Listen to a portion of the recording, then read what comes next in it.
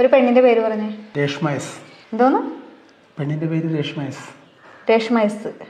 ആരാണ് രേഷ്മ? ഒരു പെണ്ണ്. ഒരു പെണ്ണ്. ഒരു പെണ്ണിന്റെ പേര് പറയുമ്പോഴത്തേക്ക് നിങ്ങളുടെ മുന്നിൽ ഒരു പെണ്ണിരിപ്പുണ്ടല്ലോ, എന്റെ പേര് പറയാൻ പാടില്ലേ? നിന്റെ പേര് പറയാനല്ലേ പറഞ്ഞത്, ഒരു പെണ്ണിന്റെ പേര് പറയാനല്ലേ പറഞ്ഞത്. ഞാൻ പെണ്ണല്ലേ? ഇടി അതിന് നീ എന്തൊക്കെയാ പറഞ്ഞത്? ഒരു പെണ്ണിന്റെ പേര് പറയാനല്ലേ പറഞ്ഞത്, നിന്റെ പേര് പറയാനാണോ പറഞ്ഞത്?